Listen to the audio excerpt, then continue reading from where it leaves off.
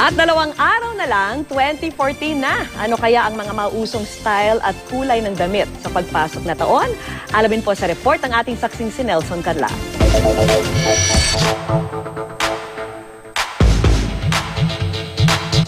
Comfortable style ang mamamayani sa 2014. Makikita pa rin daw ang usual styles pero ibang tela at texture na raw ang gagamitin sa mga ito. It's reinventing mga old styles, you know, like the bomber jacket. Pero ang twist dun kasi is medyo gagawin siyang printed and more of luxurious fabrics. Magiging in pa rin ang ultra skinny pants for both men and women.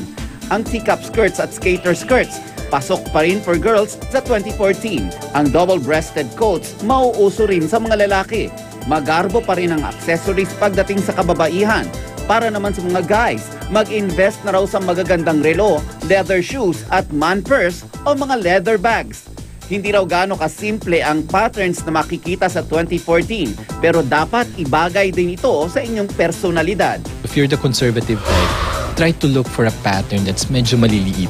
But if you're more on the trendier side, florals are in. These are guidelines, okay? Dapat alamin natin kung ano yung babagay din sa atin. Huwag lang tayo sunod din sa uso for 2014. Ayon naman sa Pantone, ang international company na nagdidikta ng Color of the Year sa iba't ibang industriya kabilang na ang fashion. Ang Color of 2014 daw ay Radiant Orchid. Pasok daw dito ang purple, pink, fuchsia at raspberry.